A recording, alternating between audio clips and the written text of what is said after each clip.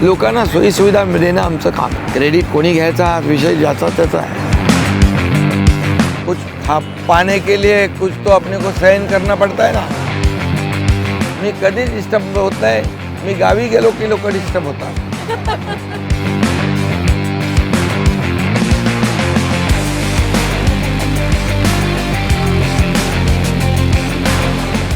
नमस्कार, मी प्रज्ञा पोवळे. शारंगधर सुखसारक वटी सहप्रस्तुत माझा Gatta powered by Chitale butter, bank of Maharashtra, Chandukaka Saraf jewels, बरवा स्किन थेरपी, सोनाई पशु आहार आणि निसर्ग हब्स या विशेष कार्यक्रमात आपल्या सगळ्यांचं स्वागत. उपमुख्यमंत्री एकनाथ शिंदे पाहायला गेलं तर राज्याच्या राजकारणातलं एक मोठं नाव, पण त्याचवेळी सर्वसामान्य जनतेला आपल्या हक्काचं आपल्या घरातलं वाटतं. मुख्यमंत्रीपदाच्या कार्यकाळात त्यांनी स्वतःची इन्फ्रामॅन अशी ओळख घडवली आणि त्याचा साक्षीदार आहे भव्य दिव्य असा कोस्टल रोड. आणि याच कोस्टल रोडवरती आपण माझा कट्टा ऑन व्हील्स करतोय. कोस्टल रोडच्या कनेक्टिव्हिटीने जसं मुंबईकरांचं आयुष्य बदललं, शिंदेंच्या भाजपसोबतच्या कनेक्टिव्हिटीनं राज्याच्या राजकारणाचं समीकरण बदललं. सध्या छोटे मोठे स्पीड ब्रेकर्स येत आहेत, पण अपघात होणार नाही याची खबरदारी एकनाथ शिंदे पुरेपूर घेत आहेत. मुंबई महापालिकेत युती अबाधित आहे, तरीही प्रचारात काही प्रभागांमध्ये भाजपनं शिवसेनेला टार्गेट मात्र केलंय. दुसरीकडे ठाकरे बंधूही मैदानात एकत्र आहेत. खरी शिवसेना कोणाची याची खरी कसोटी या निवडणुकांमध्ये होणार आहे. आणि याच पार्श्वभूमीवरती अनेक प्रश्न उपस्थित होतात. भाजपसोबतचा संसार खरंच सुरळीत सुरू आहे का? शिंदेंचा बालेकिल्ला असलेल्या ठाणे जिल्ह्यामध्ये रवींद्र चव्हाण आणि गणेश नाईक आपली रेष मोठी करण्याच्या प्रयत्नात आहेत. अंबरनाथमध्ये भाजप काँग्रेस असा प्रयोग झाला. कल्याण डोंबिवलीमध्ये भाजपचे 14 नगरसेवक बिनविरोध झाले. परळीमध्ये शिवसेना एमआयएम राष्ट्रवादीची युती झाली, त्यावरून शिवसेनेवर टीका झाली. अनेक महापालिकांमध्ये युतीची घडी विस्कटली. या सगळ्या प्रश्नांसह या कोस्टल रोडचं श्रेय नेमकं आहे तरी कोणाचं, या सगळ्या संदर्भात राज्याचे उपमुख्यमंत्री एकनाथ शिंदे यांच्याशी चर्चा करूया. या कोस्टल रोडच्या साक्षीनं कट्ट्याला सुरुवात करूया. आपलं स्वागत आहे. नमस्कार. शिंदेसाहेब, मुंबईच्या वाहतुकीचं सगळं जे चित्र होतं ते पूर्ण बदलून टाकणाऱ्या कोस्टल रोडवर आपण आता प्रवेश करतो आहोत. कोस्टल रोडमध्ये कोस्टल रोड ह्या निवडणुकीमध्ये किती महत्त्वाची भूमिका पार पाडेल असं तुम्हाला वाटतं? आणि मुंबईच्या या बदलत्या स्वरूपाकडं तुम्ही कसं बघता, जे ट्रान्सपोर्टच्या बाबतीत खास करून सध्या बदल बरेच करायला तुम्ही घेतलेले आहेत? खरं म्हणजे कोस्टल रोड हा मुंबईकरांसाठी गेम चेंजर आहे. पूर्वीचं जे ट्रॅव्हल टाईम होता जवळपास 45 मिनटं, ट्रॅफिक झाली तर आणखी जास्त. पण कोस्टल रोडमुळे आता सीलिंग टू मरीन ड्राईव्ह मंत्रालय माणूस अगदी 15 मिनटात पोचतो. आणि त्यामुळे ऑफिसेसमध्ये लवकर लोक जातात, इफिशियंटली काम करतात आणि घरी लवकर पोचतात. त्यामुळे कोस्टल रोडचं महत्त्व अतिशय मुंबईकरांच्या जीवनामध्ये दिलासा देणार आहे. एकूणच इन्फ्रास्ट्रक्चर हा तुमचा फार आवडीचा विषय आहे आणि तुमच्या कायम बोलण्यामध्ये त्याच्याबद्दल खूप येत असतं. कोस्टल रोड झाला, मेट्रो झाली, अटल सेतू झाला. मुंबईचा सगळ्यात मोठा प्रश्न जो आहे तो ट्रॅफिक कंजेशन आहे. तुमच्या नजरेमध्ये म्हणजे आता हे दृश्य इतकं छान दिसतं आहे आपल्याला कोस्टल रोडचं, कुठे परदेशात गेलो का? असं कुठल्या तरी विदेशात असल्याचा भास करणारं आहे हे. पण तुम्ही कसं बघताय या पुढच्या काळामध्ये मुंबईला डिकंजस्ट करण्यासाठी काय तुम्ही विचार करता? याच्यामध्ये आता कोस्टल रोडचं बघा काम सुरू आहे. आता इकडे माझा मेडियनमध्ये हे सुशोभीकरणाचं काम सुरू आहे. आता जे कोस्टलची ती जागा आहे जवळपास 170 एकर जागा आहे. त्या जागेमध्ये देखील वेगवेगळे ॲम्युनिटीज आपण लोकांना मोठं गार्डन होईल. आणि याच्याबरोबर महालक्ष्मी रेस्कोर्सची 125 एकर जागा आम्ही घेतली आहे. ती 125 आणि ही जवळपास सगळी मोजली तर 170 एकर, असा 300 एकरचा मोठा सेंट्रल पार्क या मुंबईत होतो आहे. त्याला अंडरपासने आम्ही जोडतो आहे. म्हणजे कोणाच्या ध्यानीमनी नाही आहे. आणि त्यामुळे मोठा ऑक्सिजन पार्क मुंबईकरांसाठी सगळ्या धकाधकीच्या आयुष्यामध्ये या कोस्टल रोडमुळेच तोही प्रकल्प होतो आहे. दुसरं जे मुंबईचं डिकंजेशन करायचं आहे, वाहतूक कोंडी ट्रॅफिकमुक्त मुंबई करायची आहे, अटल सेतूला जोडणारा शिवडी वरळी उन्नत मार्ग आम्ही करतो आहे, तो थेट कोस्टलला जोडतो आहे. आता कोस्टलचा माणूस थेट अटल सेतूला जाईल आणि अटल सेतू नवी मुंबई एअरपोर्टला जाईल, तिथून पुणे एक्सप्रेस त्याला कनेक्ट होईल. म्हणजे कोस्टलवरचा माणूस थ्रू अटल सेतू पुणे एक्सप्रेस. आदरणीय प्रधानमंत्री महोदयांनी देखील जेव्हा आम्ही भेटतो तेव्हा त्यांना तेही सांगतात की ट्रॅफिक कमी करायची असेल तर वरून देखील तुम्ही प्रयत्न करा. तर ती पॉट टॅक्सी झाली तर पाताळ लोक जमिनीवर आणि आकाशामध्ये, म्हणजे अशा प्रकारचं वाहतूक कोंडी कमी करण्यासाठी हे सगळे जे काही आम्हाला प्रकल्प करायचे आहेत ते आम्ही करून मुंबई ट्रॅफिकमुक्त हे सगळे प्रकल्प झाल्यानंतर होईल आणि आम्हाला विश्वास आहे की या प्रकल्पांमुळे मुंबई वाहतूक पण असं आहे की हे प्रोजेक्ट्स होत आहेत, त्यातले काही दिसत आहेत, काहीची कामं सुरू आहेत, त्याच्यामुळं लोकांना आता त्रासही सहन करायला लागतो आहे. पण सगळ्यात मोठा याच्याबद्दलचा जो आक्षेप घेतला जातो आहे तो हा की तुमचं सरकार, खास करून तुमचा विभाग, हे तुम्ही सगळं कॉन्ट्रॅक्टरच्या भल्यासाठी, कॉन्ट्रॅक्टरची धन करण्यासाठी करताय. 3 लाख कोटीची कामं कसलेही शहानिशा न करता दिली गेलीत. BMCच्या FD त्याच्यासाठी तुम्ही मोडल्यात. जी BMC आर्थिकदृष्ट्या सक्षम होती त्याला तुम्ही दिवाळखोरीच्या मार्गावर घेऊन जाताय. तर खरंच ह्या कामांसाठी BMCच्या FD मोडण्याची गरज होती का? खरं म्हणजे ज्यांनी 20-25 वर्ष मुंबईमध्ये सत्तेत होते हे सगळं त्यांनी करायला पाहिजे होतं. सिवरेज ट्रीटमेंट प्लांट पण नाही, असंच पाणी सोडतात प्रदूषित आत्तापर्यंत. ते आमचं सरकार आल्यानंतर आम्ही तात्काळ केलं, सिवरेज ट्रीटमेंट प्लांट सुरू केले. त्याचं काम सुरू आहे, पुढच्या 1.5-2 वर्षामध्ये कंप्लीट होऊन जाईल. आणि आता जे तुम्हाला या समुद्राच्या बाजूने आपण जातो तेव्हा जे काळं क्षार पाणी दिसतं, या सगळ्या STP प्लॅन्ट नंतर पूर्णपणे ट्रीटमेंट झालेलं पाणी जाईल. हे कोणाचं काम होतं? दुसरी गोष्ट, हे डांबराचे रस्ते दरवेळेला पावसामध्ये खड्ड्यांचा प्रवास करायला लागायचा. कितीतरी अपघात झाले, लोकांचे बळी गेले, परंतु डांबराचे रस्ते काय त्यांनी कॉन्क्रीटचे केले नाही. म्हणे दरवर्षी आम्ही 50 किलोमीटर, काय 50 किलोमीटर दरवर्षी काय नियम आहे का, कायदा आहे का, पैसे नाही आहेत? मी मुख्यमंत्री झाल्यानंतर शहर आयुक्त होते, त्यांना बोलवलं आणि सांगितलं आम्हाला मुंबईचे सगळे रस्ते कॉन्क्रीट करून पाहिजे. सुरू झालं काम. 2 फेजमध्ये आम्ही करतो आहे. इन्फ्रास्ट्रक्चरवर ज्या राज्यामध्ये, ज्या शहरामध्ये इन्फ्रास्ट्रक्चरची कामं जास्त असतात त्या शहराचा विकास वेगाने होत असतो. मग हे पैसे FDचे कोणाचे आहेत? लोकांचे पैसे. लोकांच्या प्रकल्पांसाठी लावणार नाही तर कुठं लावणार? त्यामुळे हे आरोप निकालच खोटा आहे. त्यांच्याकडे कुठलेही मुद्दे नाहीत. आणि याचं कोस्टलच्याबद्दल देखील बघा, कोस्टलच्याबद्दल 90ची संकल्पना 2015पर्यंत 0 काम होतं. आता तेच लोक म्हणतात कोस्टल आम्ही केला. मी आपल्याला सांगतो, BMCच्या परवानग्या ज्या आहेत ना त्या देखील 3-4 वर्ष त्यांनी देण्याचं औदार्य दाखवलं नव्हतं. सत्ता होती पण निर्णय घेत नव्हते.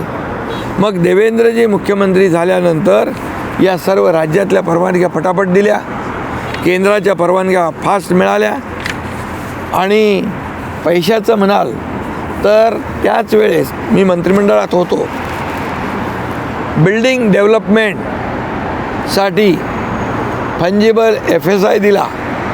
आणि त्या FSIमधून जे पैसे मिळाले, जवळपास पंजीबल FSIचा निर्णय घेतल्यानंतर 20 ते 25,000 कोटी रुपये, आणि हे पैसे देवेंद्रजी मुख्यमंत्री असताना तो निर्णय आम्ही घेतला मंत्रिमंडळाने की या इन्फ्रास्ट्रक्चर प्रोजेक्टसाठी हे पैसे आपल्याला वापरता येतील, आणि ते पैसे इकडे वापरलेत. सांगण्याचं तात्पर्य एवढं आहे, आता ही जी श्रेयवादाची लढाई सुरू आहे कोस्टलची, आम्ही श्रेयवादाच्या लढाईमध्ये पडत नाही, आम्हाला काम करायचं आहे. पण एवढं सगळं मुख्यमंत्री देवेंद्रजी आणि मी त्या मंत्रिमंडळात होतो, हे सगळं आमच्या टीमने केलं. पण तेव्हा तो कोस्टल सुरू झाला आणि 2.5 वर्ष यांच्या काळामध्ये कोविड होता, पूर्णपणे काम ठप्प होतं. मी मुख्यमंत्री झाल्यानंतर याला एवढा बूस्ट दिला, चालना दिली, मॅनपॉवर लावली, मशिनरी लावली, सगळं केलं आणि त्याला पुढे ढकलला. पण जेव्हा भूमिपूजन पूर्वी झालं त्यावेळेस ज्या मुख्यमंत्री देवेंद्रजींनी एवढं सगळं मदत केली, त्यांना साधं भूमिपूजनाला बोलवायचं औदार्य नाही दाखवलं. पण मग तुम्ही त्यावेळेला त्यांच्याबरोबर होता, तुम्ही सुचवलं नाही का की अरे बोलवलं पाहिजे? मी मुख्यमंत्री नव्हतो ना, मंत्री होतात. हां, मग त्यांनी सांगून टाकलं नाही इकडे बोलवायचं नाही आणि कुणालाच बोलवायचं नाही. शिंदेसाहेब, आत्ता आम्ही कोस्टल रोड बघतोय, खूप छान वाटतं आहे. पण आम्ही MMR रिजनमध्ये राहणारे लोक आहोत, आम्ही ठाणेकर आहोत, आणि ठाणे म्हणजे एकनाथ शिंदे. हे परवा मुख्यमंत्र्यांनी सुद्धा ठाण्यातल्या मुलाखतीत सांगितलं. माझे खरं तर 2 प्रश्न आहेत. एक तर तुमचं मुंबईवर जास्त प्रेम आहे का? ठाण्याचा जो माणूस आहे, जो घोडबंदर रोडवरून येतो, तो मरण यातना भोगतोय रोज. अक्षरशः ठाण्यातल्या लोकांना आयुष्य उरलेलं नाही आहे, ही सध्याची स्थिती आहे. आणि दुसरा राजकीय प्रश्न आहे, मुख्यमंत्र्यांनी ठाण्यातल्या त्यांच्या मुलाखतीत म्हटलं की आमची जी महायुतीची युती झाली ठाण्यात, ती आम्हाला शिंदेंना डिस्टर्ब करायचं नव्हतं, त्यांचं मन दुखवायचं नव्हतं म्हणून झाली. आता का तुम्हाला डिस्टर्ब करायचं नव्हतं आणि तुम्ही डिस्टर्ब होणार होते का, हा माझा प्रश्न आहे. आणि ठाण्याबद्दल तर अर्थात तुमच्याकडनं उत्तर हवंच आहे. आता मी सांगितलं ना, या कोस्टल रोडचं जे काम सुरू केलं आहे, जे छेडानगर ते डायरेक्ट फाउंटन हॉटेल, त्याचं जाताना तुम्ही बघा खांब उभे झालेत, पिलर उभे झाले, ट्रॅफिक जाम होतं. होणार ना. आता कुछ पाने के लिए कुछ तो अपने को सहन करना पड़ता है ना, होना नहीं सहन करना पड़ता है. तर तो कोस्टल रोड झाल्यानंतर पूर्ण ट्रॅफिक डिकंजेस्ट होणार आहे. मेट्रोचं काम सुरू आहे, मेट्रो कंप्लीट झाल्यानंतर कशाला गाड्या आणतील लोक, आणि त्यामुळे कोस्टल रोड हा ठाण्यातली ट्रॅफिक पूर्णपणे कमी करण्याचा गेम चेंजर मार्ग आहे. आणि डिस्टर्ब का होता ते सांगा ना. डिस्टर्ब मी कधीच होत नाही, मी कधीच डिस्टर्ब होत नाही. मी गावी गेलो की लोक डिस्टर्ब होतात, मी दिल्लीत गेलो की लोक डिस्टर्ब होतात. ठाण्यात नक्की काय झालं होतं? ठाण्यातल्या भाजपला एकटं लढायचं होतं, शेवटी युती झाली, त्यांना जागाही कमी मिळाल्या, आणि मग हे मुख्यमंत्र्यांचं स्टेटमेंट, आम्हाला त्याच्याबद्दल जाणून घ्यायचं. आता बघा, कार्यकर्ते नगरसेवक ठाण्यातले, त्यांची आणि आमच्या नगरसेवकांची दोघांची इच्छा होती की ठाण्यामध्ये युती झाली पाहिजे. ठाण्यामध्ये तर आम्ही गेल्या वेळेस एकटे लढलो आणि पूर्ण बहुमत मिळवलं होतं ना, मेजॉरिटी आम्ही मिळवली होती. परंतु ज्या ठिकाणी आमची ताकद जास्त आहे तिथे आम्ही युती करायची नाही, जिथे कमी आहे तिथे युती करायची, हा स्वभाव माझा नाही. त्यामुळे युती आम्ही केली आणि सन्मानजनक केली. भाजपला 40 जागा मिळाल्या, पण इथं 22 जागा होत्या, त्यांना 40 जागा मिळाल्या. पण सन्मानजनक झाली आहे. मुंबईमध्ये त्यांनी त्याची परतफेड, मी सांगितलं ना, मी कशाला डिस्टर्ब होणार. मुंबईमध्ये त्यांनी परतफेड केली. तुमच्या जागा होत्या त्याच्यापेक्षा जास्त जागा त्यांनी तुम्हाला दिल्या. बघा, जागा किती मिळाल्या यापेक्षा मुंबईवर महायुतीचं सत्ता आली पाहिजे, महायुतीचा भगवा फडकला पाहिजे, हा आमचा अजेंडा आहे. नुसती सत्ता कशाला पाहिजे? मुंबईचा विकास करण्यासाठी एवढे वर्ष, 20-25 वर्ष मुंबई कुठच्या कुठे जायला पाहिजे होती, हे कधीच दिसायला पाहिजे होतं. अटल सेतू कधीच दिसायला पाहिजे होता, मेट्रो दिसायला पाहिजे होती. पण का एवढा वेळ लागला? का अडवले प्रकल्प? त्याला इच्छाशक्ती लागते. पण शिंदेसाहेब, ठाण्यात तुम्ही म्हणालात की आम्ही त्यांना सन्मानजनक जागा दिल्या, पण नवी मुंबईतला संघर्ष तुमच्या आणि भाजपचा एकदम स्पष्ट दिसतोय. गणेश नाईक मुलाखती देत आहेत, तुमच्यावर टीका करतायत. तुम्ही त्यांच्या कॉन्स्टिट्युएन्सीमध्ये अनेक तास परवाच घालवले आणि मला असं कळलं की सकाळपासून संध्याकाळपर्यंत त्यांच्या कॉन्स्टिट्युएन्सीमध्ये तुम्ही प्रचार फेरी आणि रोड शो करत होते. तर नवी मुंबईमध्ये जी लढत आहे ती दोघांमध्ये आहे, तिथं ते समीकरण का बनवता आलं नाही किंवा जमलं नाही तिथे? आम्ही युतीसाठी आमची तयारी होती आणि तिथे भाजप आणि शिवसेनेचे लोक एकत्रही बसले. आता आमच्याकडे 55 नगरसेवक असताना जर 20 नगरसेवक देतो, 20 उमेदवार देतो, 20 जागा देतो, 22 जागा देतो, असं जर त्यांचे लोक म्हणायला लागले तर ते काय अन्यायकारक होतं. त्यामुळे मग तिथे वेगवेगळे लढतो आहे आम्ही आणि अजेंडा आमचा विकासाचा आहे, डेव्हलपमेंटचा आहे. टीका जे करतात नाही, या निवडणुकांमध्ये म्हणजे परवा ज्या स्थानिक स्वराज्य संस्थांच्या नगरपालिका आणि नगर परिषदांच्या निवडणुका झाल्या त्यावेळेला आत्ताही म्हणजे राज्यामध्ये सत्तेत एकत्र असलेले पक्ष नेते ते प्रचारामध्ये आपल्याच मित्रपक्षाबद्दल इतक्या टोकाची भाषा, इतका एकमेकांबद्दलचा वैरभाव असा बघायला मिळतो आहे. तर मग असा प्रश्न पडतो की जर तुमच्या परस्परांबद्दलच्या या भावना आहेत तर तुम्ही सत्तेत मांडीला लावून बसता कशाला? म्हणजे अजित पवारांनी सांगितलं की BJP हप्तेबाज आहे, त्यांनी अनेक आरोप केले, भाजपच्या लोकांनी अनेक आरोप केले.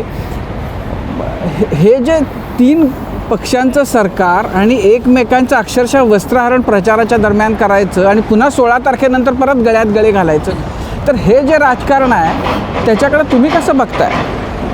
आम्ही काही ठिकाणी शिवसेना भाजपा युती झाली, नगर परिषदेमध्ये पण झाली, आताही झालेली आहे. काही ठिकाणी आम्ही वेगळे लढतो आहे, पण आम्ही ठरवलेलं आहे की टोकाची भूमिका, टोकाची टीका करायची नाही.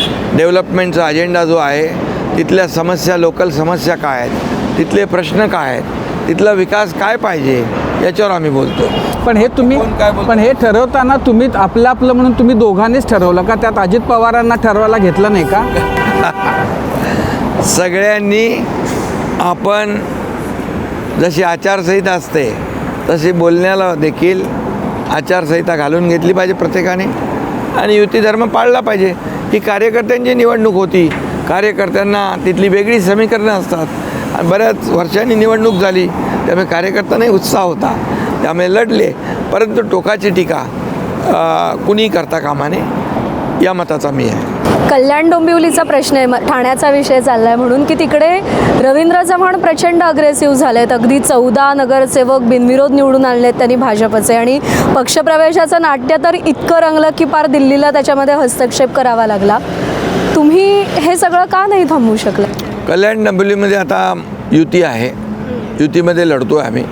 कालच माझी सभा झाली कल्याण पूर्व, कल्याण पश्चिममध्ये आणि जो प्रवेशाचा विषय जो आपण घेतला त्या बाबतीमध्ये मुख्यमंत्री महोदयांशी चर्चा केली आणि त्यांनी त्यांच्या पक्षाने ठरवलं, त्यांच्या पक्षाने त्यांच्या लोकांना इन्स्ट्रक्शन दिल्यात की शिवसेनेचा कोणी पदाधिकारी नगरसेवक आपल्याकडे घ्यायचा नाही.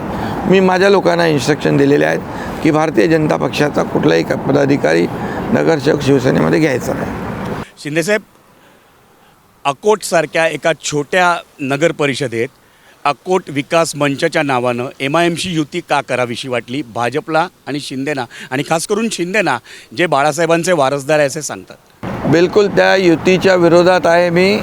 त्या कार्यकर्त्यांना समज दिली आहे बोलवून, त्या कार्यकर्त्यांना काढून टाकणार पक्षातून बिलकुल. कारण MIM बरोबर युती आमची होऊ शकत नाही. परळीत पण झाली आहे. जिथे चुकीचं काम केलं असेल स्थानिक पातळीवर आमची भूमिका स्पष्ट आहे. बाळासाहेबांचे विचार घेऊन आम्ही पुढे चाललो आहे. त्यामुळे MIM, काँग्रेस MIM आमच्याशी त्यांचं जुळू शकत नाही आणि ज्यांनी केलं असेल त्यांच्यावर कारवाई होईल. तुम्ही इन्फ्राबद्दल एवढं भरभरून बोलताय, पण उद्धव ठाकरे आणि राज ठाकरेंची जी मुलाखत घेतली संजय राऊत आणि महेश मांजरेकरांनी, तुमच्या इन्फ्रास्ट्रक्चरच्या प्रोजेक्टमुळे उद्धव ठाकरेंना खोकला झाला असं ते एका प्रकट मुलाखतीत बोलतात. आता मलाही झाला. मी सांगतो, पुनर्विकासाचे प्रकल्प आज सुरू आहे. लोकांना घर पाहिजे. पुनर्विकास प्रकल्प सुरू झाले तर इमारती होतील. त्यांना पाणी कुठून देणार? त्यांचं सिवरेज काय करणार? त्यांना रस्ते कुठून देणार? असे सुरुवात करणारे लोक कसं काय अशा प्रकारचे प्रकल्प करू शकतील? आणि का लोकांनी खितपत झोपडीतच राहायचं? त्या घाणेरड्या नाल्याच्या बाजूला राहायचं, गटाराच्या बाजूला राहायचं आणि आम्ही माड्यांवर माड्या बांधायच्या, बंगल्यांवर बंगले बांधायचे आणि त्यांनी काय तिथंच राहायचं? धारावीची काय परिस्थिती आहे आज? झोपडपट्टीमध्ये जाऊन बघा काय परिस्थिती आहे. म्हणून तर आम्ही क्लस्टर आणले. 17,000 घरांचं खांडेकर साहेब, रमाबाई आंबेडकर नगर 20 वर्ष रखडलेला प्रकल्प आम्ही सुरू केला. 140 कोटी रुपये का 160 कोटी रुपये भाडं मी स्वतः जाऊन वाटलं. नाही, पण हे करताना तुम्ही एका उद्योजकाच्या घशामध्ये सगळी मुंबई घालताय असा आरोप आहे ना. धारावी प्रकल्प अदानीला कोणी दिला? तेव्हा मुख्यमंत्री कोण होतं? अगोदर एक माणूस कुठला तरी काय नाव त्याचं होतं कंपनीचं, त्या कंपनीचं काढून अदानींना हा प्रकल्प देण्याचा निर्णय कोणी घेतला? मग तुम्ही निर्णय घेतल्यानंतर जेव्हा सत्तेत असता तेव्हा एक न्याय, एक तुमची भूमिका, विरोधात गेल्यानंतर दुसरी भूमिका, कसं काय होऊ शकतं? आणि त्यांनी तर धारावीतल्या फक्त पात्र लोकांनाच घरं मिळतील असा निर्णय घेतला होता. आमच्या सरकारने पात्र लोकांना तिथंच घरं देणार, अपात्र लोकांना फेरीमध्ये निर्णय घेणार, घरं देणार, म्हणजे सगळ्यांना घरं देण्याचा निर्णय आमच्या सरकारने घेतला. काय म्हणजे त्यांनी काय चांगल्या घरात राहू नये का? कशाला विरोध करताय गोरगरिबांच्या पुनर्विकासाला? आज आम्ही मुंबईतले पुनर्विकासाचे मार्ग मोकळे झाले पाहिजे म्हणून ओसी दिल्या 20,000 इमारतींना. का नाही दिले तुम्ही? पागडी मुक्त मुंबई करण्याचा निर्णय आम्ही घेतला. का नाही केलं तुम्ही सरकारमध्ये आणि मुंबई महापालिकेत असताना? शिंदे सर, तुमचे सहकारी मुख्यमंत्री देवेंद्र फडणवीस ह्यांनी जे नवीन कॅप्टन नेमले त्यांच्या पक्षाचे रवींद्र चव्हाण, हे नेहमी ऑपरेशन कमळच्या मोडमध्ये असतात.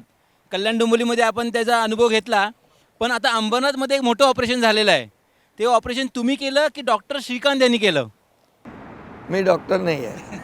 पण तुम्ही पण नेहमी म्हणता की ऑपरेशन करताय, तुम्ही नेहमी म्हणता मी ऑपरेशन करतो. मी मोठी ऑपरेशन करतो.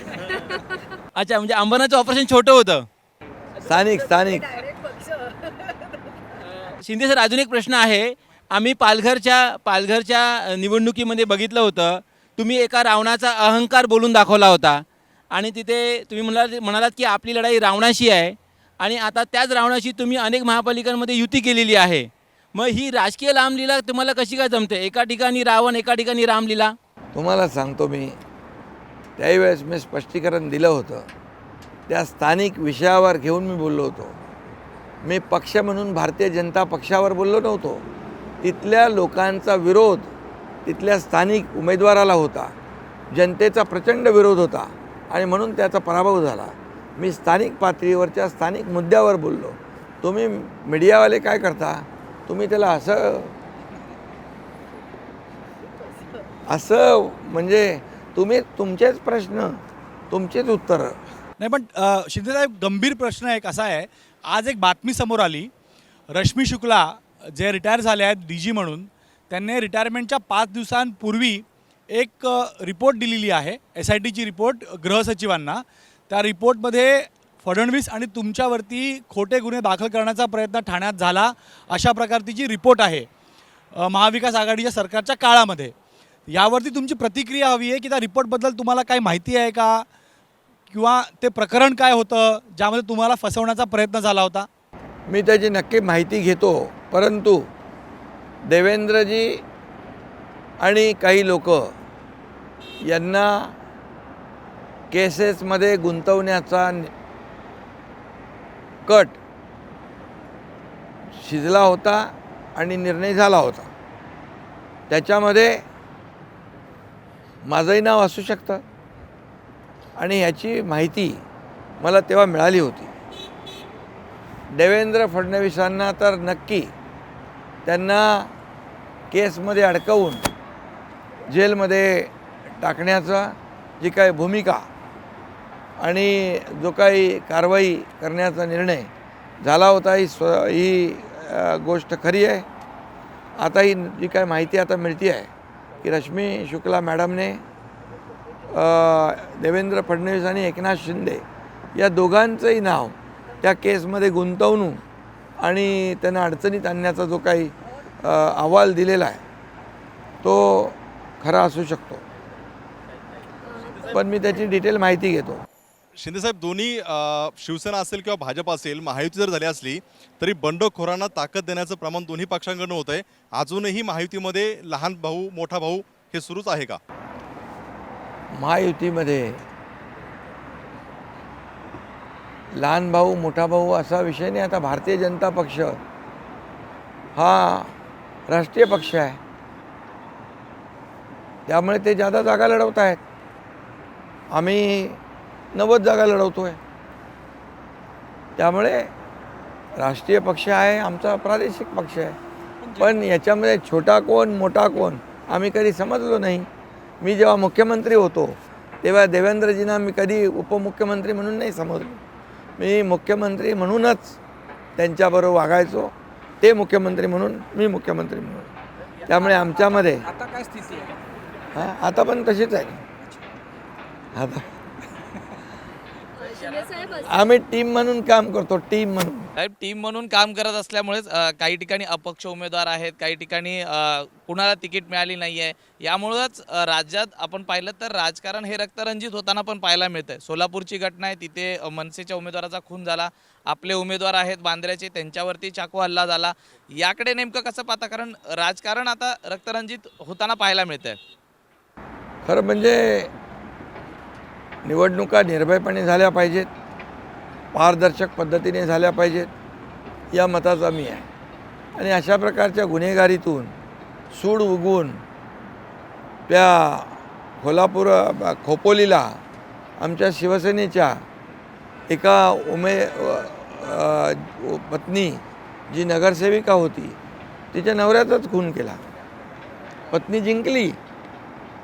म्हणजे हे जे काही सूड भावनेतून अशा प्रकारचे प्रकार घडतात हे चांगले नाहीत आणि चिंता करण्यासारखे आहे. आणि याचा वेळीच अशा प्रवृत्तींना ठेचलं पाहिजे, अशा प्रवृत्तींना आळा घातला पाहिजे. शिंदेजी महापालिका निवडणुकीच्या निमित्ताने आम्ही अशा गोष्टी होताना बघितल्या ज्या कधी होतील की नाही याच्याबद्दल शंका वाटत होती. राज ठाकरे उद्धव ठाकरे एकत्र आले, आता 2 राष्ट्रवादी एकत्र येण्याबद्दल चर्चा सुरू आहे. भविष्यात 2 शिवसेना पण जवळ येऊ शकतील का, तुम्हाला वाटतं का? आमची विचारधारा बाळासाहेबांच्या विचारांची आहे. भारतीय जनता पक्ष आणि शिवसेना ही युती आताची नाही आहे. ही बाळासाहेबांनी अटलजी अडवाणींच्या काळातली युती आहे. त्यामुळे तिचा मुद्दा आहे तो उबाठा आणि म्हणून तर मी सांगतोय ना हां. की आमची विचारधारा जी आहे आणि भारतीय जनता पक्षाची विचारधारा ही एक आहे. आणि आम्ही का हे केलं? विचारधारा कोणी बदलली? बाळासाहेबांचे विचार कोणी सोडले? बाळासाहेब म्हणाले होते माझी काँग्रेस होऊ देणार नाही. त्या काँग्रेससोबत युती केल्यामुळे आम्हाला हा निर्णय घ्यावा लागला. त्यामुळे आमचा मार्ग सरळ आहे.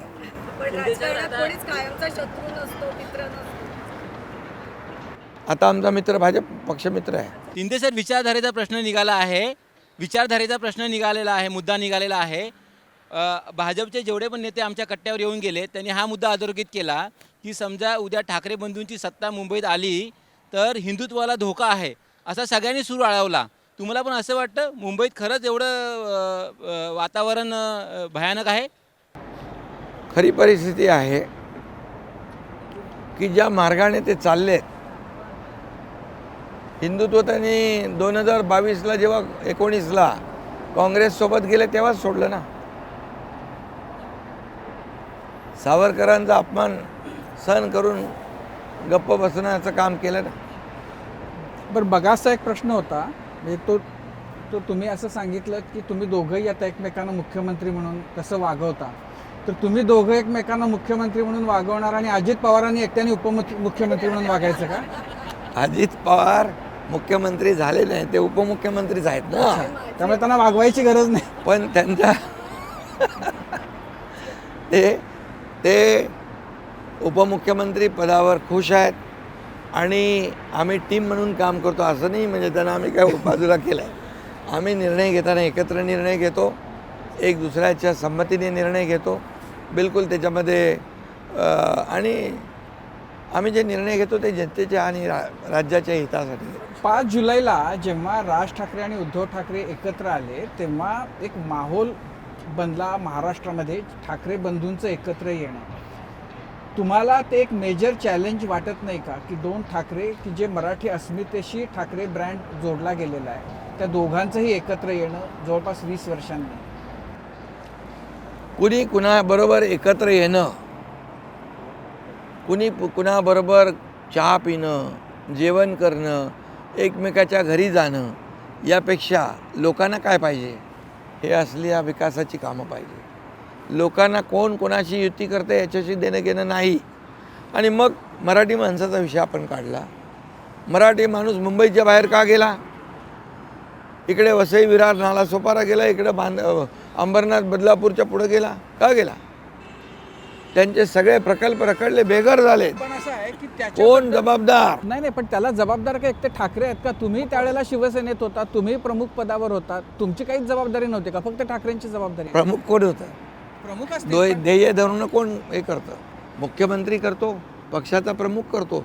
जेव्हा आम्ही मुख्यमंत्री झालो तेव्हा या मराठी माणसांसाठी घरं सुरू केली, SRA सुरू केले, BDD आली. हे बघा BDD किती लाखात दिलं? 50 लाख करून ठेवलं होतं. एकनाथ शिंदे म्हणाले 15 लाखात द्या. केलं ना आम्ही मराठी माणसांसाठी. तुम्ही काय केलं? एक तरी गिरणी कामगाराला घर दिलं? आम्ही 12,000 लोकांना घरं दिली, 1,10,000 लोकांना आता देणार आहोत. काय केलं सांगा? याला जबाबदार आम्ही याच माझा कट्टावरती राज ठाकरेंनी हे सांगितलं की 22 ते 25 ॲडमिनिस्ट्रेटर नेमून एक कट रचला गेला, मराठी माणसाला हद्दपार केलं गेलं आणि मुंबई अदानीसारख्या मोठ्या उद्योजकांना देण्याचा हा कट आहे. ते असंही म्हणतात की भविष्यात मुंबई एअरपोर्ट विमानतळ जे आहे आंतरराष्ट्रीय विमानतळ ते देखील अदानीला दिलं जाईल.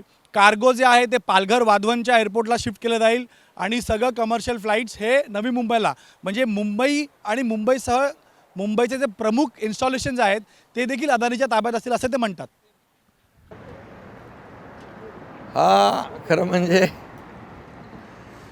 मुंबई एअरपोर्ट बंद करून ती जागा अदानींना देण्याचं जे काही भाष्य कोणीतरी करतं आहे हा एक मोठा विनोद आहे. मुंबईचं एअरपोर्ट ज्याच्यावर लाखो फ्लाईट आणि लाखो लोक ये जा करत आहेत, आपण हा एअरपोर्ट कमी पडतो आहे म्हणून नव्या मुंबईचं एअरपोर्ट केलेलं आहे. हे असं कसं होणार आहे? हे फक्त टीका करायची आणि लोकांचं दिशाभूल करायची, लोकांचं लक्ष दुसरीकडे वळवायचं आणि सत्ताधारी महायुतीला बदनाम करण्याचं हे कारस्थान आहे. शिंदेसाहेब, तुम्ही आता इन्फ्रास्ट्रक्चरबद्दल बोलताय, पण त्यासोबतच राजकारणाचं पण एक स्ट्रक्चर असतं, सोसायटीचं पण एक स्ट्रक्चर असतं. जसं मग अशी भारती म्हणाले राजकारणाचंही एक स्ट्रक्चर असतं आणि समाजाचंही एक स्ट्रक्चर असतं. जसं मग अशी भारती म्हणाले की या निवडणुकांमध्ये काहीही होताना दिसतंय. अजित पवारांची राष्ट्रवादी गुंडांना तिकीटं देते, मयूर शिंदे भाजपत जातोय. तिकडे बदलापूरमध्ये विचार केला तर अक्षय शिंदेच्या प्रकरणामध्ये जो आरोपी होता तुषार आपटे त्याला भाजपचं स्वीकृत नगरसेवक केलं गेलं आहे. महायुतीचे आपण घटक आहात. हे सगळं घडताना तुम्ही कसं पाहता याकडे? जिथे आता अंबरनाथ बदलापूरचा विषय आपण घेतला तर तिकडे भारतीय जनता पक्ष स्वतंत्रपणे लढतो आहे, स्वतंत्रपणे त्यांचे प्रदेशाध्यक्ष निर्णय घेतात. पण शिवसेनेमध्ये मी ठरवलेलं आहे आणि आमची भूमिका स्पष्ट आहे. समाजाला घातक असलेले लोक पक्षामध्ये न घेणं, त्यांना तिकीट न देणं. पण हाच विचार तुम्ही तुमच्या मित्रांना का नाही दिला? त्यांना थांबवलं का नाही? त्यांच्याशी चर्चा का नाही केली त्याविषयी? तर मित्रांना जेव्हा अशा गोष्टी होतात तेव्हा शेवटी काही गोष्टी मुख्यमंत्र्यांच्या अपरोक्ष होतात, काही गोष्टी स्थानिक पातळीवर होतात, पण त्यानंतर मुख्यमंत्री दुरुस्तही करतात. एकतर नगरविकास विभाग महापौर पदाचं जे आरक्षण आहे त्याची सोडत काढत असतं. अजूनही महापौर पदाच्या आरक्षणाची सोडत काढलेली नाही आहे. निकाल 16 तारखेला लागेल, त्याच्यानंतर कळेल की कोणत्या प्रवर्गाचा महापौर होणार. मुंबईमध्ये उत्तर भारतीय महापौर होणार, मराठी महापौर होणार, हिंदू महापौर होणार. का वेळ लागला या सगळ्या याला? आणि ते आरक्षण तर वेळेवर निघेल, परंतु मी तुम्हाला सांगतो नियमानुसार ज्या काही गोष्टी आहेत त्या होतीलच. पण मुंबईमध्ये जी आम्ही ही कामं केलेली आहेत, या कामाची पोचपावती लाडक्या बहिणी आहेत, याबरोबर मुंबईकर आहेत, कामाची पोचपावती देणार. मुंबईमध्ये महायुतीचाच महापौर होणार आणि तोही मराठीच होणार. शिंदेसाहेब, तुम्ही आत्ता म्हटलात की महायुतीचा महापौर होणार, मराठी महापौर होणार. मात्र भाजपनं जी जाहिरात सध्या सुरू केलेली आहे त्याच्यामध्ये स्पष्टपणे त्यांनी म्हटलेलं आहे की महापालिकेवर भगवा आणि भगव्यासाठी कमळच, अशा पद्धतीची त्यांची जाहिरात जोरदार सुरू आहे. अरे बाबा, जाहिरात वेगवेगळी पण आहे आणि एकत्रही आहे. आमच्याही जाहिराती बघा, धनुष्यबाण आहे तिथे आणि धनुष्यबाण आणि कमळ पण आहे काही जाहिरातामध्ये. पण प्रश्न असा येतो शिंदेसाहेब, अनेक वर्षापासून आपल्याला शिवसेनेचा महापौर मुंबईवर दिसतोय. जर तरचा जरी का प्रश्न असला, जर का एकूणच महायुती आली तर तुमची इच्छा असेल शिवसेनेचा महापौर बसावा पुन्हा एकदा? मुंबईचा विकास करायचा आहे. मुंबई आहे. मुंबई देशाची आर्थिक राजधानी आहे आणि ती इतके वर्ष ज्या लोकांच्या हातात होती ते लोक फक्त मुंबई सोन्याचं अंड देणारी कोंबडी म्हणून पाहत होते. पण आमचा अजेंडा विकासाचा आहे. त्यामुळे महापौर कोण होईल, कुणाचा होईल यापेक्षा महापौर महायुतीचा होईल. इच्छा नेमकी काय असेल? आता तुम्ही एवढे अगोदर माझी इच्छा का विचारताय? त्याला अजून वेळ आहे. पण असा काही फॉर्म्युला ठरला आहे ज्याचे जास्त नगरसेवक निवडून येतील त्याचा असा महापौर? काही फॉर्म्युला ठरला नाही. आता एवढंच ठरलेलं आहे की मुंबईमध्ये महायुतीने जिंकायचं.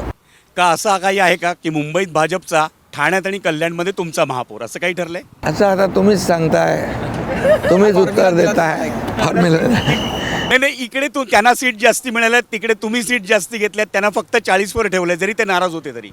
असं काही ठरलेलं कुठेच नाही. आणि आमची लढाई सत्ता आणि खुर्चीसाठी नाही आहे, मी अगोदरच सांगितलं आहे. हे जे सगळे एकत्र आलेत खुर्ची आणि सत्तेसाठी, आमचा अजेंडा विकासाचा आहे. महाराष्ट्रातल्या जनतेला, मुंबईतल्या जनतेला काय द्यायचं आहे हे बघणारे आम्ही आहोत. शिंदेसाहेब, संपूर्ण महाराष्ट्राने पाहिलं आहे तुमचे आणि राज ठाकरेंचे संबंध काय. तुम्ही गणपतीला जायचात, ते तुमच्या घरी यायचे, तुम्ही जेवायला जायचात. असं कुठे बिनसलं की राज ठाकरेंना उद्धव ठाकरेंची युती करावी लागली, किंवा हिंदुत्ववादी विचार तुम्ही म्हणतायत की राज ठाकरेंचे देखील आहेत. मग राज ठाकरेंनी उद्धव ठाकरेंसोबत जाणं हे तुम्हाला पटतं आहे का? तुमचं काय मत आहे यावर? लोकशाहीमध्ये कोणी कुणाशी युती करू शकतो, कोणी कुणाच्या बरोबर पण जाऊ शकतो. आता ज्याने त्याने ठरवायचं असतं.